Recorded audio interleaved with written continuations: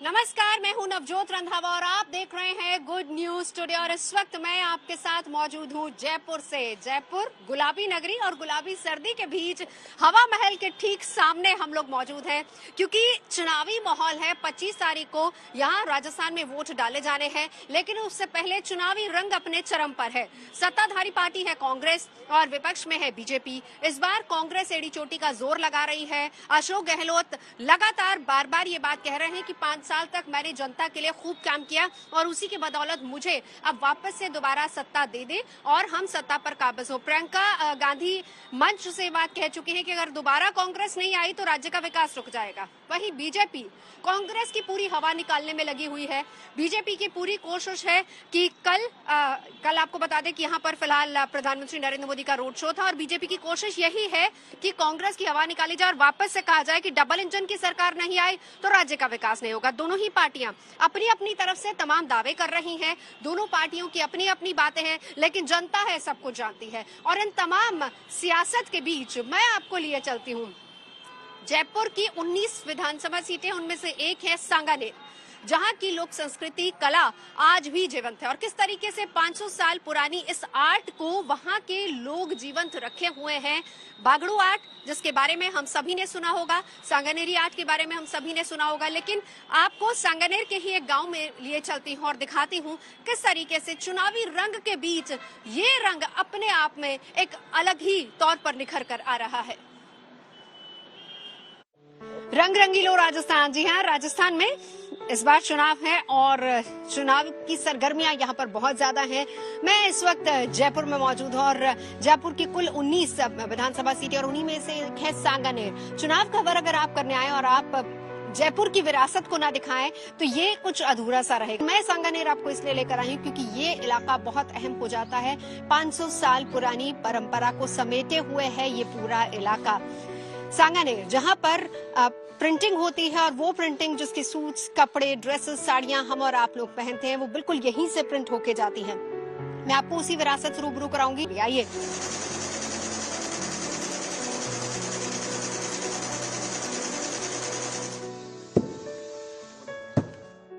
बहुत ही खूबसूरत प्रिंटिंग हो रही है। मैं आपको उसी एक फैक्ट्री में ले आई हूँ। आपका नाम क्या है भैया? पंकज चीपा। पंकज जी, कब से आप ये काम कर रहे हैं? 20 साल हो गए। और कितनी पीढ़ियां आपकी इसमें? तीसरी पीढ़ी चल रही है। तीसरी पीढ़ी चल रही है। अभी आप जो केमिकल यूज कर रहे हैं ये कौन सा केमिकल है? ये अपने बगरू प्रिंटिंग और पिगमेंट्स वगैरह प्रिंटिंग। तो इसके ब्लॉक्स वगैरह कौन बनाता है? ये सहाने में बनते हैं लकड़ी के ब्लॉक। और इसकी जो ये डाई होती है, इसमें कौन कौन सा मटेरियल इस्तेमाल होता है? मतलब ये जो फिर केमिकल्स कौन से इस्तेमाल होते हैं? बाइंडर वगैरह है, बाइंडर है, फिक्सर है। तो ये सब कॉटन पे ही होता है या दूसरे सिल्क वगैरह पे? कॉटन पे ही होता है जी। चलिए, कितनी पुरानी ये परंपरा हम समझते हैं। आइए सर, जरा बताइए इस सांगानेर प्रिंटिंग के बारे में। इधर आइए। ये परंपरा काफी पुरानी है, क्योंकि पहले तो राजा महाराजाओं के टाइम में ये वेजिटेरियन कलर चलते थे। हाँ, आजकल भी लेकिन कहा जाता है कि वेजिटेबल डाई है। हाँ, वेजिटेबल डाई होती है। हरे और पीले जो होता है वनस्पति होती है, उसके द्वारा उसको ड्रम में हम बॉईल करते हैं। बॉईल करने के बाद उसकी पेस्ट बनाते हैं और ये जो आयरन होता है लोहा, उसको गला के उससे हम ब्लैक कलर बनाते हैं। अच्छा। जो गारंटेड फास्ट होता है, वो रंग जाता नहीं है, बॉडी के लिए हार्मफुल नहीं होता है। एक पीस वो भी हम देखना चाहेंगे जो ये बनकर पूरी तरह से तैयार हो जाता है। ये हालांकि केमिकल डाई है, लेकिन जिस तरीके से आप बता रहे थे कि अर्लियर, हालांकि आज भी कहा जाता है कि वेजिटेबल डाई बहुत ज्यादा होती है, लेकिन हाँ, पहले बहुत ज्यादा एकदम शुद्ध नेचुरल और वेजिटेबल डाई का इस्तेमाल होता था। ये एक बेडशीट है जो तैयार हो रही है। आप एक दिन में कितने बना लेते हैं बेडशीट? मैम 15 या 20 बेडशीट आप तैयार करते हैं। तो चलिए, सांगानेर में हम लोग मौजूद हैं। चुनावी माहौल है, लेकिन यहाँ की कला से भी आपको रूबरू कराना बहुत जरूरी है। कैमरा पर्सन अजय ठाकुर के साथ मैं नवजोत रंधावा सांगानेर से। और चलते चलते जो पीस रेडी हो गया है वो भी हम आपको दिखा देते हैं। ये बेहद खूबसूरत पीस है और यही हमारे और आपके घर तक पहुँचता है। ये देखिए, बहुत ही खूबसूरत पीस है। चलिए, दोनों ही पार्टियां अपनी अपनी तरफ से जोर लगा रही है, लेकिन गुड न्यूज टुडे का मकसद ये है कि आपको चुनाव भी दिखाना और चुनावी रंग भी दिखाना। इसीलिए जब हम चुनावी मैदान में उतरते हम देखते हैं कि यहाँ पर सियासत कितनी है, लेकिन हम साथ ही साथ रंग जरूर आपके लिए लेकर आते हैं। सियासी पार्टियां अपना धर्म निभा रही हैं, वायदे कर रही हैं। दोनों ही पार्टियों ने मैनिफेस्टो में तमाम लोक लुभावन वायदे किए हैं, लेकिन वो कहते हैं ना कि ये पब्लिक है, सब जानती है। तो पब्लिक की नजर से जरा देख लेते हैं कि पब्लिक क्या सोचती है दोनों पार्टियों को लेकर। पब्लिक को क्या लगता है कि इस बार कौन सा मुद्दा है और इस बार कौन सी ऐसी पार्टी है जो उनके मुद्दों को, उनकी समस्याओं का हल कर पाएगी। आइए देखते हैं। चुनावी माहौल है, राजस्थान का चुनावी रंग तो हम आपको दिखा रहे हैं। चुनावी माहौल के बीच चौपाटी बहुत इंपॉर्टेंट होती है, क्योंकि हर राज्य में, हर स्टेट में, हर शहर में एक ना एक चौपाटी होती है जहां पर बैठ के खूब गप्पे मारी जाती हैं, चाय पी जाती है। और जब चाय पे चर्चा होती है तो मैडम सबसे बड़ा मुद्दा क्या होता है? चाय आपको पसंद है, पहले बताइए जी। तो सबसे बड़ा मुद्दा आजकल चाय का क्या चल रहा है? चुनाव का चल रहा है। तो चुनाव में इस बार क्या माहौल बनता नजर आ रहा है? चुनाव में तो यहाँ तो पुष्पेंद्र जी का ही है साहब। इन्होंने 5 वर्ष तक रह के यहाँ पे पूरा काम किया है, हर आदमी से जुड़े हुए हैं। कोरोना काल में मुद्दा क्या है ये बताइए? मुद्दा तो हमारा मानसरोवर का विकास है। मानसरोवर का विकास है। आपको क्या लगता है, क्या है इस बार बड़ा मुद्दा? बड़ा मुद्दा मैडम ये क्या है कि पिछले जो कैंडिडेट थे उन्होंने कुछ ऐसा काम किया नहीं। हाँ। ऐसा कोई डेवलपमेंट यहाँ हुआ नहीं। हाँ। तो मुझे लगता है कि इस बार पुष्पेंद्र जी से काफी नाराजगियां बहुत होती। देखिए ये पार्टी सपोर्टर है, मैंने पहले ही बोला था इनको no party supporters are around. मैं आप लोगों से जानना चाहूंगी इस बार सबसे बड़ा मुद्दा क्या है? चाय पे जब चर्चा करते हो तो क्या बातें होती है? देखिए सबसे बड़ा मुद्दा है इस बार जो युवाओं के पेपर लीक हुए, युवाओं के भविष्य के साथ खिलवाड़ किया गया है। सबसे बड़ा मुद्दा, एक पेपर लीक हो जाए, 2 हो जाए, इतने सारे पेपर लीक करना, इसमें सरकार की भागीदारी है, इसलिए पेपर लीक हुए हैं। ये सबसे बड़ा मुद्दा है, युवाओं का भविष्य पेपर लीक। आप बताइए। चाय से आपने चर्चा शुरू की थी, खैर चाय और चाय वाले की राशि एक ही होती है। मुद्दा मेरा ये है कि जयपुर शहर में एक जमाने पहले जो सीरियल ब्लास्ट हुए, उनके आतंकवादियों को सरेआम जमानत पे हाई कोर्ट से छुड़वा दिया गया। अच्छा। इसका जवाब आज तक नहीं दे पाए कुछ लोग। ये आपका मुद्दा है, ठीक है। आप बताइए, आप क्या सोचते हैं जयपुर में किस तरह का विकास होना चाहिए? सबसे पहले सारी सड़कें सही होनी चाहिए। अच्छा। सबसे बड़ी बात यह सरकार होने के बावजूद भी है ना, यहाँ की सड़कें जो पिछले बारिश आती तो पानी बड़ा खड़ा हो जाता है। बहुत ज्यादा। मतलब जयपुर में वैसे कहते हैं कि पूरा राजस्थान ड्राई स्टेट है, लेकिन पानी हो जाता है। नहीं, बिल्कुल पानी है। छोटी जलंगरी वो बोल सकते हैं आप इसको। हकीकत है, इसमें कोई शक नहीं है। चलिए देखिए, चुनाव आते ही ऐसा लगने लगता है कि कलयुग सतयुग में तब्दील हो चुका है। मतलब इतने लोक लुभावन वायदे किए जाते हैं कि लगता है कि हम कलयुग में नहीं सतयुग में जी रहे हैं। जो सत्ताधारी पार्टी होती है वो बार बार इस बात का एहसास कराने की कोशिश करती है कि 5 साल में हमने कोई ऐसा मुद्दा नहीं छोड़ा जिसको छुआ ना हो, और जनता की भलाई का कोई भी ऐसा काम नहीं छोड़ा जिसे हमने किया ना हो। यानी कि हमने एक तरीके से बहुत ही खूबसूरत राज्य बना दिया है। लेकिन जो विपक्ष होती है वो बार बार इस बात को दोहराती है, देखिए सत्ताधारी पार्टी ने कुछ नहीं किया है, और अगर आप हमको लेकर आएंगे तो हम 5 साल में पूरे राज्य का कायाकल्प कर देंगे। दोनों पार्टियां अपने अपने वायदे भी कर रही हैं, लेकिन इस बीच कोशिश दोनों पार्टियों की ये भी है कि भाई जनता एक बार कुर्सी दिलवा दो, एक बार सत्ता दिलवा दो, और फिर देखिए 5 साल बाद कैसे बेड़ा पार होगा।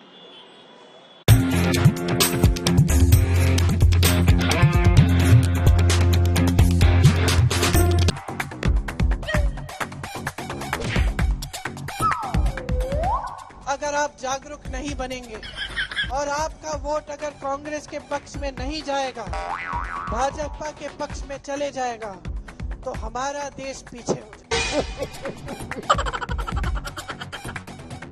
अच्छा भला हमारे लड़के वहां पे वर्ल्ड कप जीत जाते, वो वहां पे पनौती हरवा दिया।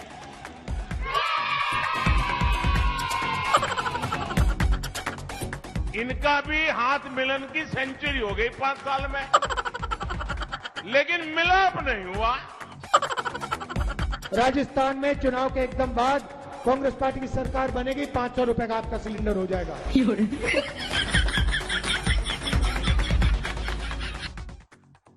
जनता को जनार्दन बनाने में चुनाव की बड़ी महिमा है भाई।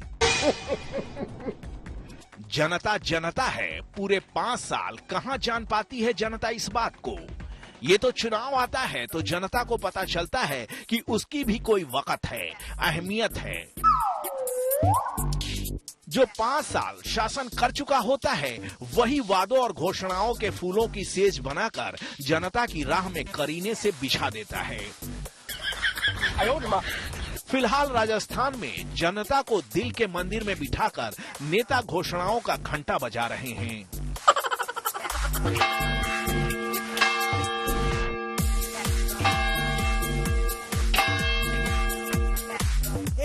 करोड़ परिवारों को 500 में सिलेंडर दिया जाएगा। महिला मुखिया को 10,000 रुपए सालाना दिए जाएंगे। 2 रुपए प्रति किलो गोबर खरीदा जाएगा। सरकारी कॉलेज में जाने वाले छात्रों को जो पहले साल की पढ़ाई कर रहे हैं तो फर्स्ट ईयर में उनको लैपटॉप और टैबलेट दी जाएगी। अब क्या चाहिए राजस्थान वालों आपको? आपका तो गोबर भी 2 रुपए किलो बिकने वाला है।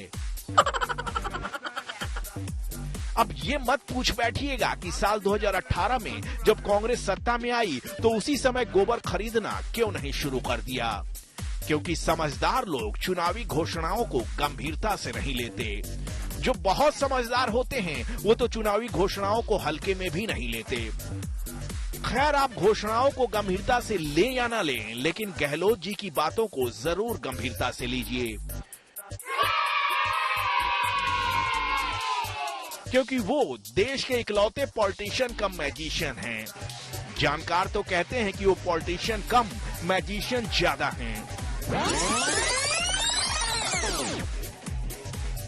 राजस्थान की कुर्सी पर उन्होंने ऐसा मंत्र मारा है कि वो कुर्सी छोड़ना चाहते हैं, लेकिन कुर्सी उनके पीछे पड़ गई है। मैं मुख्यमंत्री पद छोड़ना चाहता हूं, पर ये पद मुझे नहीं छोड़ रहा है। अब तो समझ जाओ कितनी हिंदुस्तान में कितने मुख्यमंत्री की हिम्मत है तो ये कहे कि मैं पद छोड़ना चाहता हूं, पद मुझे नहीं छोड़ रहा। बताइए कितने मुख्यमंत्री है इतिहास में? कभी किसी ने कहा क्या? मैं कह रहा हूं, मैं छोड़ना चाहता हूं, आज ही कह रहा हूं, छोड़ना चाहता हूं, ये पद मुझे नहीं छोड़ रहा है और शायद छोड़ेगा भी नहीं।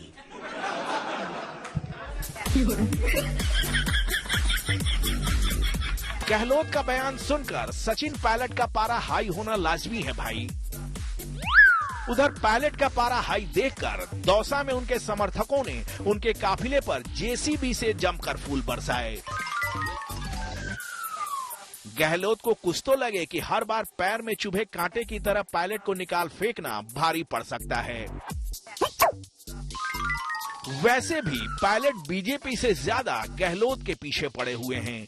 गहलोत वादों और घोषणाओं की टिपकारी मारकर जनता से दोबारा कुर्सी सौंपने की गुहार लगा रहे हैं और पायलट राजस्थान में गहलोत सरकार के शासनकाल के दौरान हुई भर्ती परीक्षाओं में पेपर लीक के मामले को इतने जोर जोर से उछाल रहे हैं कि जादूगर का खेल बिगड़ जा रहा है। आज हमारे बच्चे जो सालों मेहनत करते हैं, जिनके माँ बाप अपना पेट काट कर उनके ट्यूशन करते हैं, पढ़ाई कराते हैं, वो एग्जाम देते हैं, वो पेपर लीक हो जाता है, पेपर कैंसिल हो जाता है, हमें दुख नहीं होता? उस पर कार्रवाई करने में इतना समय क्यों लगता है? न्याय दिलाने में इतनी पीड़ा क्यों होती है? क्योंकि उन कुर्सियों पर वो लोग नहीं बैठे जो यहां से निकल कर गए।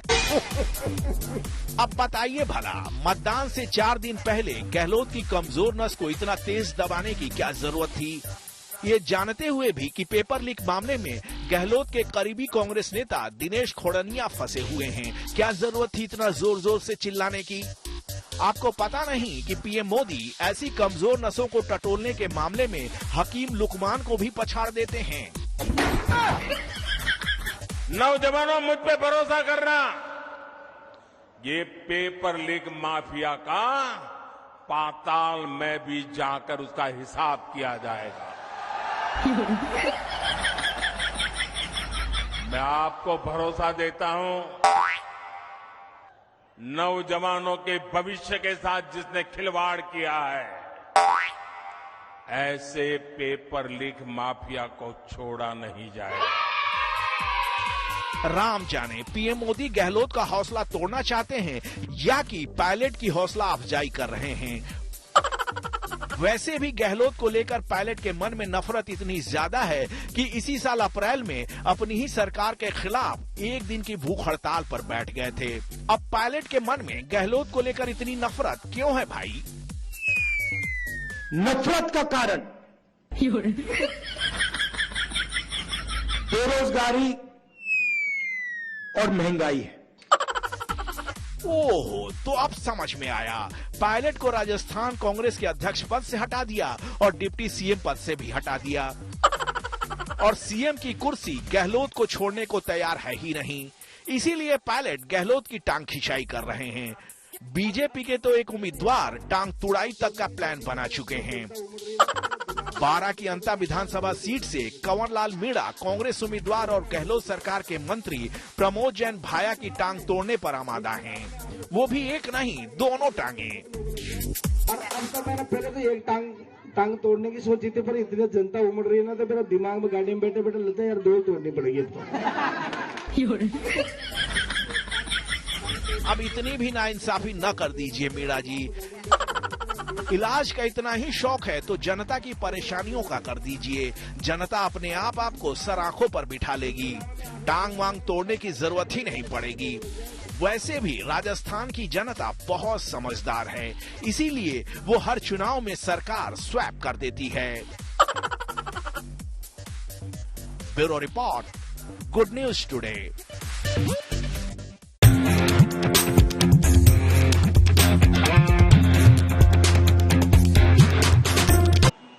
गुलाबी शहर जयपुर से हम आपको दिखा रहे हैं राजस्थान के चुनावों के रंग। हवा महल के ठीक सामने मैं मौजूद हूं और ये वही इलाका है जहां पर कल प्रधानमंत्री नरेंद्र मोदी ने एक लंबा चौड़ा रोड शो किया था, जहां पर जनता अच्छी खासी तादाद में उमड़ी थी। लेकिन कांग्रेस ने अपना चुनावी मैनिफेस्टो जारी कर दिया है, जिसमें तमाम लोक लुभावन वायदे किए गए हैं। पर कांग्रेस के इस चुनावी मैनिफेस्टो को लेकर बीजेपी ने किस तरह का तंज कसा है और किस तरीके से उनके इस मैनिफेस्टो की हवा निकालने की कोशिश की है, वो आपको दिखाते हैं।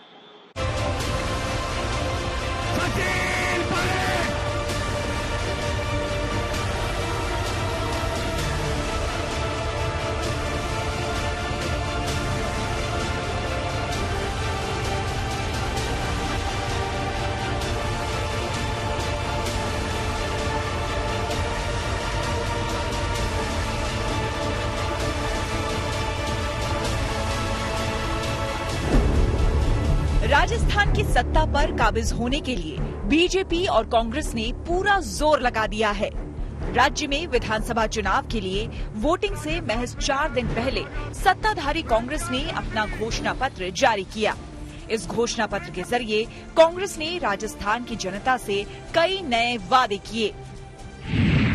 राजस्थान कांग्रेस का घोषणा पत्र, राज्य में जातीय जनगणना करवाई जाएगी, जिसके बाद आबादी के हिसाब से अल्पसंख्यकों को आरक्षण मिलेगा।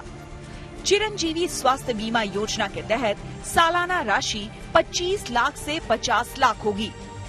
10 लाख नई नौकरियां दी जाएंगी, इनमें से 4 लाख सरकारी क्षेत्र में होंगी। छोटे व्यापारियों को 5 लाख तक का ब्याज मुक्त कर्ज मिलेगा। किसानों को 2 लाख तक का ब्याज मुक्त लोन और स्वामीनाथन कमीशन की सिफारिशों के मुताबिक एमएसपी दिया जाएगा। यही नहीं, इस घोषणा पत्र में कांग्रेस की ओर से राजस्थान की जनता को दी गई 7 गारंटी भी शामिल है, जिनकी घोषणा मुख्यमंत्री अशोक गहलोत पहले ही कर चुके हैं। तो हमारे जो वायदे हैं वो बिल्कुल अनुष्ठान लाने के लायक भी है और अनुष्ठान में हम लाए हैं। चाहे वो हमारे राज्य के हो, सेंट्रल गवर्नमेंट के हो, या कोई भी कार्यक्रम हमारा हो, उसमें हम जो वायदे करते हैं उसको निभाते हैं।